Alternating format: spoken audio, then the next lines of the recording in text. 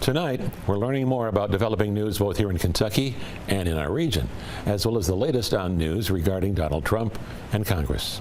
Joining us now from D.C. is WBKO's Washington correspondent, Josh Rultenberg. As you know, Josh, the nation is reeling after yet another mass shooting. This time, it's hit close to home for us here in Kentucky at Louisville Bank just yesterday. What are lawmakers in the White House saying about this shooting? Yeah, good evening, Gene. So President Biden and the White House have been very clear in this situation, just like the previous 145 mass shootings that have already taken place in 2023, that they want the assault weapons ban reauthorized, that they want universal background checks and stricter gun laws. At the same time, in Louisville, you have Morgan McGarvey, who is a Congress member who also was calling for the same things today. But at the same time, he said, we know that the shooter texted or called at least one person to let them know that he was suicidal and contemplating harm, but we don't have the tools on the books to deal with someone who is an imminent danger to themselves or to others, pointing to red flag laws. But then on the other side of the aisle, you have Thomas Massie, who is a Republican congressman, who talked about the fact that this bank in Louisville was in a gun-free zone, and basically he's saying that there were no good guys with guns there to stop the bad guy with a gun. And so you're seeing these polarizing reactions coming from lawmakers and obviously from the White House, which is something that is exactly what happens here in Washington as well. And so Republicans and Democrats are no closer to coming together on this issue that's continuing to plague our country.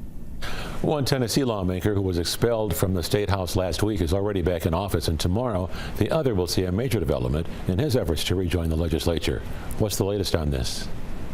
Yeah, so Shelby County commissioners in Tennessee tomorrow will vote to reappoint Representative Justin Pearson, who was one of two Tennessee black state lawmakers to be expelled from the Tennessee House of Representatives last week. The other Representative, Justin Jones, has already been reinstated. Now, Tennessee House Republicans have a supermajority there, and there are some Democrats that are fearful that there could be retaliation that comes from Republicans in reappointing Pearson to his seat. And they feel that there could be some budget clawbacks, basically, for projects that were designated in Memphis where Pearson represents. On the other hand, there are Democrats that are very hopeful about Pearson getting back there, and the fact that this has been raised to a national conversation, and this all started around gun reform, because you have Tennessee's governor, Bill Lee, today, a Republican who was calling for stricter gun laws and for loopholes to be closed as far as who can have access to guns, making for a very interesting political situation in Tennessee. Obviously, we'll be on top of it to see how it goes moving forward.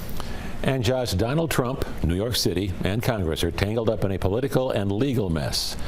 Can you untangle some of this for us, Josh? Yeah, so there's really two sides to this. There's the Manhattan District Attorney Alvin Bragg, and then there's the House Judiciary Committee Chairman Jim Jordan, Ohio Republican, who's one of Donald Trump's most loyal supporters. So today you had Alvin Bragg, who filed a federal civil lawsuit against Jim Jordan, basically telling Jordan and Republicans to stop interfering in the criminal prosecution against Donald Trump. He called it a, quote, brazen and unconstitutional attack on the prosecution, and he wants Republicans to stay as far away from him and other investigators that have been looking into Donald Trump and the falsifying of business records that Trump was ultimately charged with. At the same time, Jim Jordan, who leads the House Judiciary Committee, they're going to have a road hearing on Monday in New York City talking about violent crime in New York and trying to lay the blame at the feet of Alvin Bragg and his quote-unquote pro-crime, anti-victim policies. Now, Bragg's office is already calling this a political stunt, but nonetheless, you're pitting the one guy who's a fierce Trump supporter against the guy that's trying to put Trump in jail, and this ultimately could end up being just round one of what could be a 15-round bout because Republicans are really dug in about how they feel about this investigation, and the prosecutor is obviously dug in on how he feels when it comes to Trump and the charges. From our nation's capital, WBKO's Washington correspondent Josh Rultenberg. Thanks for joining us tonight, Josh. Thanks for having me, Gene.